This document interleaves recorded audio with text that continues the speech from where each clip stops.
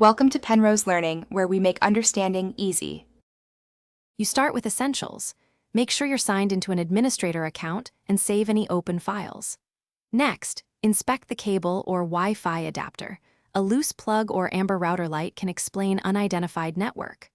Once done, open Settings Right Arrow Network and Internet and click Change Adapter Options to identify the adapter name. You'll act on that adapter shortly. Knowing its name avoids mistakes when disabling or resetting. This quick vetting prevents wasted steps and speeds the repair process. You'll reset key network components to clear bad states.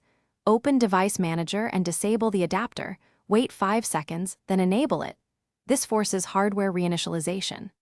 Then run an elevated command prompt and execute ipconfig/release, ipconfig/renew, and ipconfig/flushtons to refresh IP and DNS caches. This reestablishes your lease and clears stale entries. Finally, run netwinsock reset to restore networking libraries. This fixes corrupted sockets. Once done, reboot. This sequence often repairs unidentified network issues by rebuilding core network settings. You finish by confirming the network profile. Set to private when trusted so discovery and IP rules apply correctly. Next, update the adapter driver from Device Manager or the manufacturer.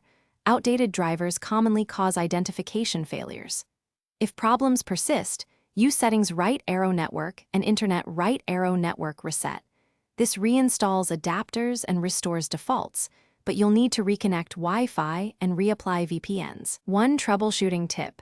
If nothing helps, test with a different cable or a phone hotspot to isolate ISP versus PC faults. This narrows the root cause quickly. Thanks for watching. If this was helpful, leave a like and consider subscribing. See you next time.